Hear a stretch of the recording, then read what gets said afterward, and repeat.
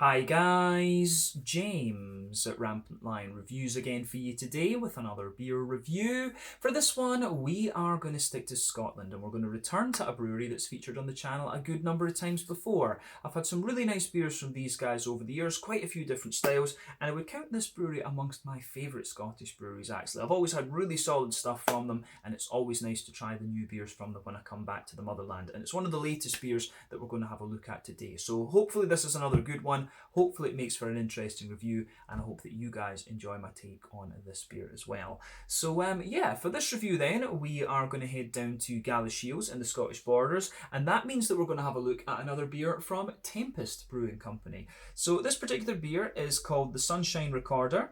It comes in at 8% ABV, and this one is a double IPA. I'm not 100% sure exactly what kind of double IPA this one's going to be, but it says that it contains wheat and oats, so I'm guessing it's going to be some kind of New England IPA. But regardless, we've had some very good IPAs in the past from Tempest. This one seems to be really highly rated on Untappd as well, so I do have quite high hopes for this one. So let's get cracking with it and see how we get on. Always nice to return to Tempest, and I do have one of their core range beers that I haven't tried before that I'll review on the channel a little bit later on, so keep your eyes peeled for that review coming up as well. But yeah, let's crack on. So as always with my reviews then, I'll tell you a little bit about the brewery before we taste the beer. If you want to get straight to the tasting, just fast forward. All the usual links are in the video description below. That's the brewery website, the link to my other reviews that I've done from Tempest Brewing Company before, and you will no doubt see more added to that list at some point in the near future. But there's all the usual social media down there. If you want to see more reviews, do please consider subscribing to the channel. The whole channel, of course, has a geography-based tagging system, so you can go into the homepage and search for beer based on country, city, state, county, province, prefecture, whatever it is you happen to be interested in. Do check out the playlists of beers from different countries. There is one there for all the Scottish beers that I'm reviewing for you, and that one's being added to whenever I get the opportunity. But as always, please do get in touch and let me know some of the other beers and breweries that you guys would like to see me review. It's always great to hear from you guys that are watching the videos, and the support that you show the channel is hugely appreciated. So anyway, on to my brewery notes then, to tell you a little bit about Tempest Brewing Company, or Tempest Brewery, whatever you want to call them. So, Tempest Brewing Company was founded back in 2010 by Gavin and Anika Meiklejohn. So, Anika trained as a chef in New Zealand, but the couple returned to Scotland in 2007 and they were running at the Cobbles Bar in Kelso. So Gavin had previously worked for Whistler Brewing Company in British Columbia in Canada, and so he had an appreciation for craft beer, and he'd also taken brewing courses in Sydney and Australia as well, and then he homebrewed in his garage in Wellington in New Zealand with a 50-litre brew kit. And as you know, Wellington is a very good beer town actually, somewhere that I do want to go and do some out and about videos, so we'll see about making that happen. But Gavin is joined at the brewery by Alan Rice, who acts as the business development manager, and he previously worked for Stewart Brewery in Edinburgh and also lived in New Zealand and Australia as well. And under him they really started to kind of push on a little bit.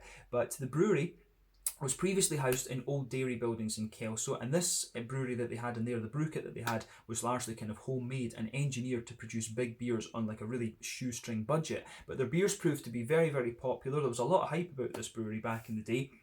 And then they moved into their current and bigger home in the Tweedbank Industrial Estate in Galashiels. But in June of 2019, they submitted plans to build a new brewery building with a bar and restaurant on the site of the former Eildon Mill, which is very close to the Tweedbank railway station. And from what I understand, this development work is still going on, but obviously a lot of things have been delayed because of COVID-19. So hopefully that is something that they can get up and running at some point soon, and it would be really cool to go and visit their new brewery at some point. I'd love to do a Meet the Brewery interview with Gavin or something like that, and do that. That would be a really cool addition to the channel at some point, I think. But you know, Galashiels is quite a wee bit away, so maybe that's something I can do on my way to do the England tour or something like that. But as of September 2021, when I'm filming this review for you, these guys have produced around 125 different kinds of beer, and like I said too, they do some really solid stuff.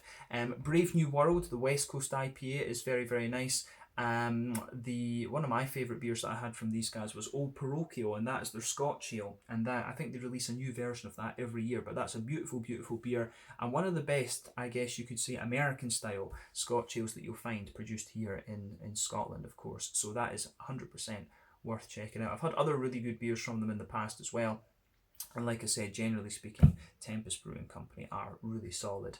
So yeah, that is all I can really tell you about these guys for the moment. If you want to learn more about them, you can of course check out the brewery website. You can follow them on Facebook and Instagram to keep up to date with all the latest goings on, and you can check out the Rate Beer, Untappd and Beer Advocate pages to learn a little bit more about all the different beers that these guys have done. So yeah, that is it. Let's get on and have a look at the beer itself. So just to let you have a little look at the artwork on this one before we open it up. It is a little bit different from what I remember seeing from Tempest before, but remember it's been quite a wee while since I last had a Tempest beer. The last one I believe was the Kesenuma Stout, which was a collaboration with a Japanese brewery, an oyster stout. But again, a lovely, lovely beer, but slightly different artwork on this one. Kind of, I don't know, could you say is that impressionist? I don't know. Not really into my big art styles and stuff like this, but there you can see this lightning bolt thing here, if the camera will focus on it. Not sure if it is. There you go. This is the Tempest Brewing Company symbol here. It says on the back, the days are longer, the light brighter, and the landscape greener. Under the sun, everything feels enhanced. On our latest seasonal release, we've turned up the sun and turned up the flavours on this double IPA. Big and tropical, thick and smooth, hoppy and dank with just a little bitterness. Let the sun shine in. The hops in this one are Strata, Mosaic and Galaxy. And like I said, it's an 8% double IPA. So yeah, we know Mosaic and Galaxy quite well. Mosaic, of course, 14% alpha acid, American hop, lots of lovely tangerine notes normally. Galaxy, about 14% alpha acid again, this one from Australia. And Galaxy usually gives you quite a pungent passion fruit and a big mango and kind of pineapple-y note in my experience. And then Strata's quite an interesting one. I've only encountered Strata once or twice before, so I copied out my note that I took on Strata the very first time I encountered it. So Strata hops, these are American hops derived from open pollination of pearl at Oregon State University. Apparently it was originally known as X331, and it can give anywhere between 11 and 18% alpha acid, and it gives aromas and flavours of grapefruit, passion fruit and strawberry along with a strong dankness. So yeah, quite interesting I have to say. But yeah, I think this one should be a really interesting beer. I think it was rated like 4.15 or something like that on Untappd. And as I always say, take Untappd with a bit of a pinch of salt. But usually it gives you a good barometer of what your beers are going to be like. And especially when it comes to Scottish beers, it does tend to be quite accurate actually. But yeah, let's get this guy out and we'll get on with the tasting then. So the Sunshine Recorder, 8% double IPA from Tempest Brewing Company in Galashiels down in the Scottish borders. And I bought this beer at Beer Hive through in Edinburgh, which is a lovely little shop actually, and I would recommend that you go and check those guys out. Big shout out to Fraser there of course as well, who I sat and chatted to him about beer for quite a long time actually, but very nice guy. So yeah, there we are. That's most of it in the glass just now, but we'll put the rest in before we start the tasting, as we always do. So yeah, this looks pretty good. So as you can see, we'll do it before the head disappears. The head on this one is about a half finger, and I would say it's a perfect white head. It's fading away to be a very kind of thin foamy layer, but round the edge of the glass it's got quite a nice kind of thick foamy ring to it. So I do like how that goes together in this one. But yeah, there's one or two big bubbles sticking toward the side of the glass there, a few little ones going up towards the bottom of the head, but overall it looks really nice. And as you can see, appearance wise, this one actually does look a little bit more like a New England IPA rather than anything else. And like we said earlier, it does have oats and wheat in it, so again that's another thing that's leaning towards the whole New England type thing. But when we shine the light through this beer, I would describe it as a very kind of rich and bright yellow, like a mango juice. I always like comparing these kind of beers to different fruit juices because that's really just what their appearance reminds me of. But yeah, this one is really quite nice actually. So I like how I like the appearance of this one, let's just say that. But remember, the colour of your beer depends on 1, the type of malts that you use, 2, the length of your wort boil. Any barrel aging that you do or adjuncts that you put in are also going to affect the colour of your beer, but really you only need to care about that when it comes to sour beers. For these ones, it's the, as I say, the type of malts that determine the magnitude of the colour, and the heat and the length of the wort boil is also going to change that slightly as well. But yeah, when it comes to the level of haze in these beers too, that's determined by a combination of the yeast the wheat and the oat content, and that varies from brewery to brewery and recipe to recipe, so there's no real rule about that. But yeah, in terms of what you would expect from a kind of modern double IPA, I guess we could say there's nothing really untoward about this beer in terms of its appearance. But let's have a closer look at the aroma of this one then and see how we get on. I'm really curious about this.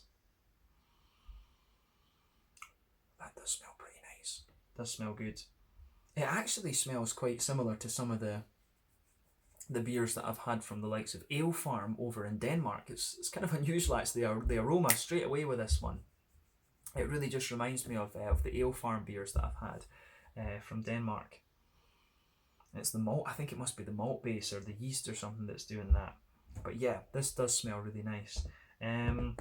So what I'm going to say is that generally speaking, this beer, it comes across as quite a smooth double IPA. You can smell a wee touch of the booziness to it. It's got a lovely kind of deeper green component as well, but you've also got some lovely kind of sharp fruity characters out of it. So I really like how that goes about its business in this one too. So yeah, the aroma of this beer is very, very nice actually. Lovely stuff. But let's break it down a little bit more. So the backbone of this beer is kind of interesting. So as I've explained, when it comes to sort of New England IPAs, I'm not sure if we should nail our colours to the mast in terms of New England or this one yet, but when it comes to New England IPAs, these can be taken in 6 different directions. They can be more wheaty and bitey, oaty and creamy, farmhousey and yeasty, rye leaning and grainy.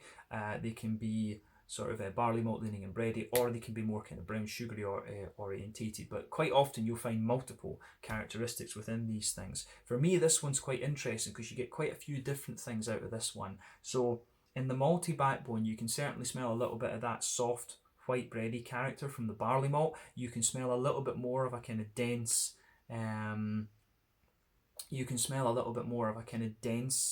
wheaty character to this one, and at the same time you get a bit of that bitey wheat at the very back of the nose, which I can certainly appreciate. And then you can smell a nice little bit of a kind of oaty creaminess out of this beer as well, which I really like. You've got a lovely little bit of kind of smoothness and sweetness and creaminess from the oats too, but on top of that you get a little bit of a kind of brown sugary sweetness. You can smell a little bit of that kind of Werther's original you can smell a little bit of that kind of Werther's original sort of butterscotchy type thing out of this beer. So it's got a wee bit of everything, you can smell a little bit of a kind of yeasty, crackery, farmhousey sort of thing in there as well. So there's quite a few things going on in terms of the malty and the kind of malty and yeasty side of this beer. So I do like how that goes together, absolutely. But as I say, it really just reminds me of some of the ones I've had from Ale Farm in Denmark before. It's kind of interesting. I don't know what that is. It must just be the yeast or whatever. But yeah, it comes across really quite nicely. I do get the more that I smell of this beer on the malty side of things, I get more of a kind of crackery, like a Jacob's cream cracker type note out of this one. I will point out as well, this beer is not at its freshest. I think it's about 2 months old or something, but as a double IPA, it still should be in quite good condition at that point in time. So we need to remember that. Because we need to be fair to it when we're assessing it at that point too. But yeah, the hoppy side of the beer does seem to be in fairly good condition. So let's focus on that now. I think we've covered the malty and yeasty side as much as we really can in terms of the aroma. So yeah, I do like how that goes together. But yeah, on the hoppy side of things, you do get, on the green component, you do get a little bit of earthiness there. I would hazard a guess that that's Mosaic in there. I've always found that Mosaic has a wee bit of earthiness, but you certainly get some nice, big, deep floral aromatic notes to this one. All of these hops are quite high alpha acid, so that's kind of to be expected. When it comes to beers like this, if it's got a little bit of dankness and stuff in it, that would indicate maybe some more early edition hopping. I remember Tempest, when it comes to even to the New England IPAs, these guys like a bit of dankness in the beer, and to get that you really need to do the early edition hopping. Remember, the early edition hops are the ones that give you the bitterness and things like that, so they're more common in sort of West Coast IPAs. But then as you go through the wort boil, if you like, the later on that you add the hops into the beer, the more the later on that you add the hops into the beer, the more that you the more that flavour and aroma and stuff you're going to get. And there's basically a progressive trade-off. Brain's not working. You've got a progressive trade-off from the early stages. In the last half hour of the wort boil, that's when you're going to get most of your flavour and aroma. And IPAs like this tend to have a wort boil of around 90 minutes. But yeah, I think this one will have a little bit of early edition hop and quite a lot of late edition hopping. Late edition hopping, of course, is more prevalent in New England IPAs, but it is used in West Coast IPAs quite heavily as well. But yeah, the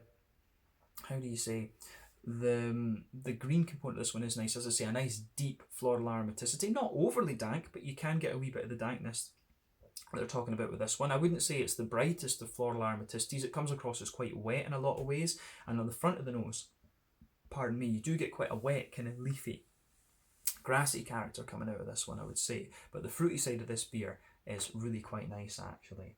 So on the fruity side of things, for me, you can smell a little bit of a kind of soft, I'd say it's got a wee bit of a zip to it. You can smell a wee bit of a zippy kind of passion fruit with this one. You can also smell a big kind of juicy oily mango. I do get a lot of pineapple out of this one as well. And with the hops that are in that kind of makes sense. I mean, Strata and Galaxy are going to be the ones that give you the passion fruit, the mango and the pineapple and stuff like this. But you can certainly smell the kind of oily tangerine from the mosaic in there as well. I do get a little bit of that. But for me, you can smell there is a wee bit of a kind of just red fruity sort of thing. And Strata is supposed to give you some strawberry, and I'm pretty sure that I noticed that when I had Strata the last time. It does have that kind of red fruity component to it, and you can certainly smell it in this one. So yeah, for me, wee bit of passion fruit, big juicy mango, some big juicy mango as we say, and some, how do you say, just a little bit of pineapple. A little bit of pineapple, then oily tangerines, wee bit of red fruit component. Love it, absolutely love it. So let's let's have a wee look at the full beer then and see how we go. So yeah, I like what this one has in store for us, I have to say, just going by the aroma. But let's have a taste of this beer now and see how we go. So this one is the Sunshine Recorder, an 8% double IPA from Tempest Brewing Company in Galashiels down on the Scottish borders. Let's get stuck into this one. Slàinte, skål, cheers.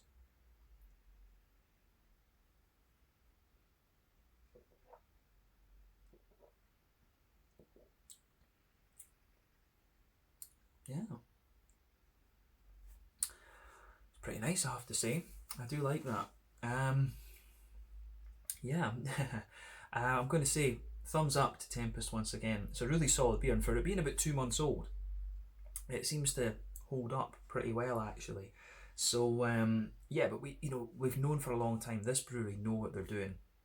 And I guess that's one of the things they've got to think about as well, is they've probably got to think when they're producing these beers, it's going to maybe be on the shop shelves for 2 to 3 months at most. When it's an IPA, for the malty ones, they can sit for a bit longer.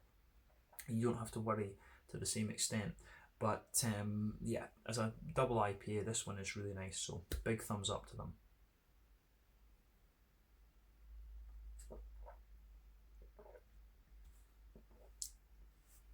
So, where do we start with this one then? It's if we're talking generally, this one, it's quite smooth and crisp in its malt base. It has got the kind of dankness they're talking about as well. It's got a nice kind of hoppy character to it, and the fruits are nice and juicy, and there's a wee bit of zip to them as well, which I can certainly appreciate. So yeah, this is an interesting double IPA, absolutely. So let's try and break down the flavour of this one for you a little bit more and describe it properly. So straight away across the middle of your palate then, you've got a nice kind of smooth, you do get a nice kind of smooth white bready character there. That's the barley malt that's just giving you that, and it's lovely. So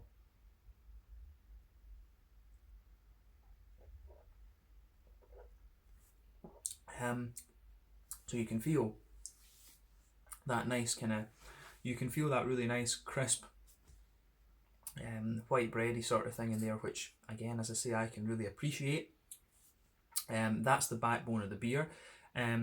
You can feel on top of that kind of layer on it's on the middle and back third of your palate. You can feel that sort of barley malt layer. On top of that, you can feel the kind of wheaty notes, just the kind of sort of wheaty layer, just thickening that out a little bit. But let's focus on the middle third of your palate just now. So, soft white bread. You do get a wee bit of a bread crusty, grainy sort of thing at either end of that middle third of your palate as well, right enough. But on top of that, you get a little bit of on top of that, you get a little bit more of a kind of wheaty layer that just thickens it out, as we say. Then on top of that, down the middle line of your tongue, you can taste that nice kind of smooth oaty character out of this one, and it really just thickens it up. And you can feel the oats just spreading out towards the side of the palate there. What I would certainly say about this one is this isn't one of the sweeter New England doubles that I've come across. I mean, I'm pretty sure this one is it is more New Englandy rather than anything else. It is more of a, I'd say that overall it's actually quite a barley malt leaning and wheaty New England, because it is more bready than anything else. So yeah, on top of that kind of oaty layer, if you like, there is a nice kind of you do get a nice little bit of you do get a wee circle. There's like a sort of concentrated circle right in the middle of your palate, and that's where you get that kind of Werther's Original sort of brown sugary type thing, and that's where the booziness of the beer comes out. Absolutely.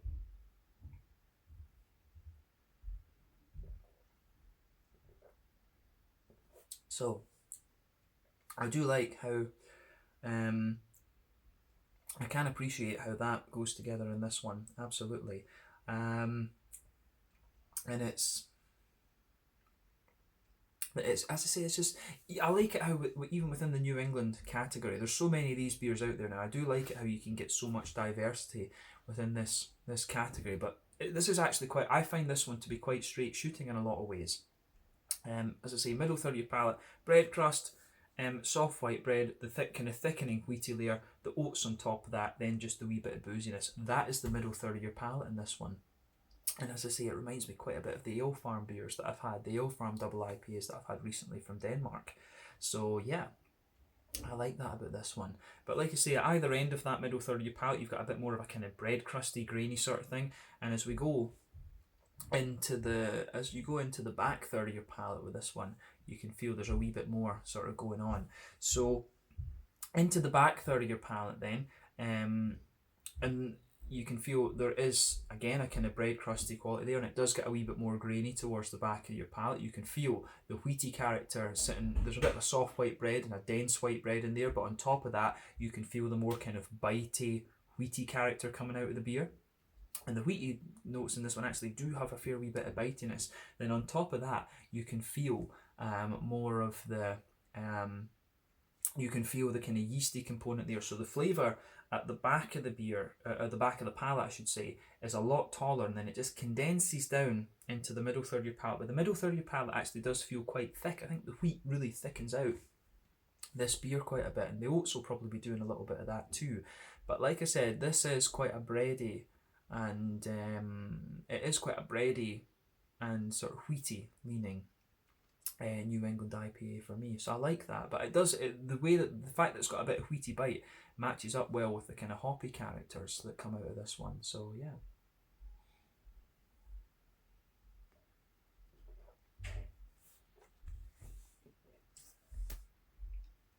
So yeah, it does go together quite well in this beer from that perspective. So on the hoppy side of things, I don't think we need to say much more about the malty side of the beer. But on the hoppy side of the beer, then it has got a nice wee bit of bitterness to it as well. It has got a little bit of a West Coasty bitterness, which I do like. So I don't know if it's maybe right to say this one's a hybrid, but I'm leaning more towards it being a more bitter New England rather than anything else. So on the hoppy side of things, back corners of the palate, you do get a wee bit of earthiness there, mosaic as I said earlier.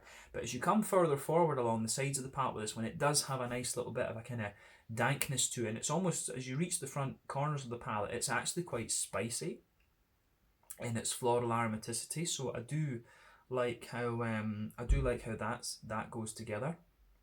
But round the front curve of the palate, for me, this one is a bit lighter and grassy. It's a wee bit sort of zesty, and yeah, it does have a wee bit of zestiness, which I wasn't picking up on in the aroma. So yeah, this the green component of this one is really interesting. So there is a nice bit of dankness in there. There is a wee bit of bitterness, but we'll come to that later. I'm still making my mind up about that. And as we go round the front curve of the palate, a bit zesty. It's that the green component is quite different from what you pick up in the aroma, which is interesting. But the malts and the fruity side of the beer are kind of what you would expect, to be honest with you. But let's focus on that fruity part of the beer now. I think we've said everything we need to about the green component.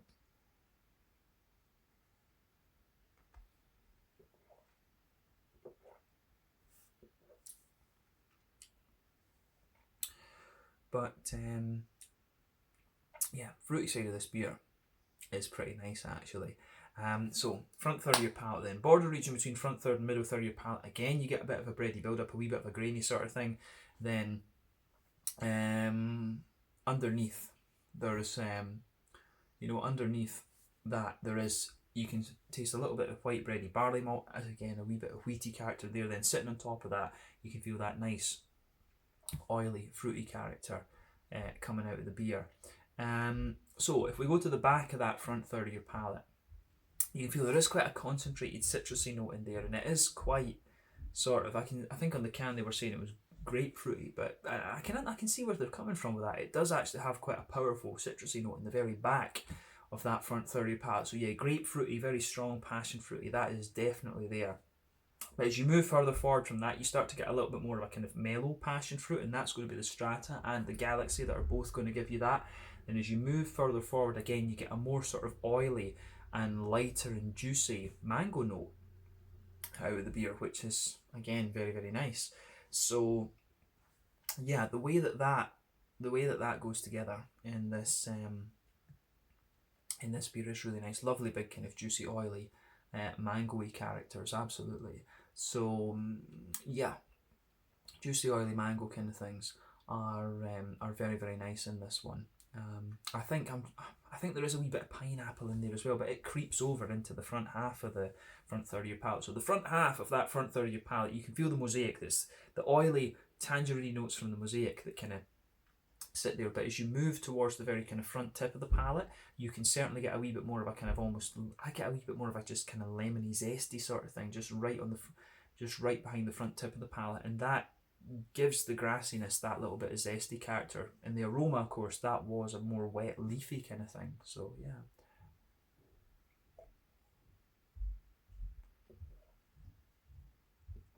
And I think the further into the aftertaste you go, yeah, the green component sort of calms down a wee bit almost, and you do get a little bit more of that wet kind of leafy sort of thing. But like I say, on the back of the front third, grapefruit, oily mango.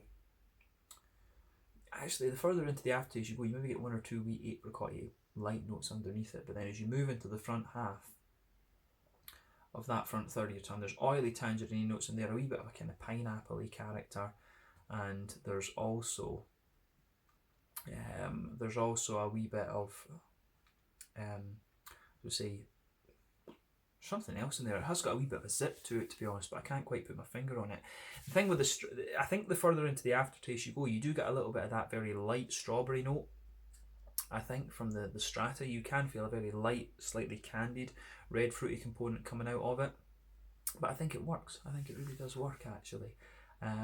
So this is quite interesting in terms of its fruity notes and how that sort of evolves. One other thing I'm noticing about the flavour of this beer as well is that in the middle of your palate there is a wee bit of a crackery note comes out of this one, the further you go into the aftertaste as well. But overall, it's a very nice tasting beer actually, this. I do think, especially when it's 2 months old, it has held up pretty well. So thumbs up to Tempest Brewing Company for this one. They've done a, good job with this one. So yeah, I think we can leave it at that for the tasting section. Let's round off the review with the mouthfeel then.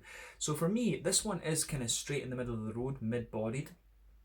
The carbonation is quite smooth, but it does have a fair wee bit of crispness to it. This is certainly not the thickest of double IPAs you're going to come across, no way on that kind of count, but it's quite smooth.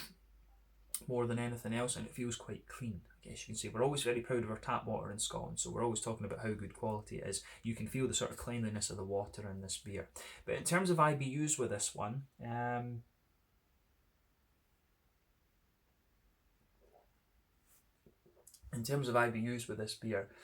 I would say, I think it's maybe about 50, 60, something like that. I think about 50 or 60 IBUs in this one. It's certainly more than the kind of standard 30 for a New England IPA, so I would go with about 50 or 60 in this one. The malt base, as we said, is quite smooth.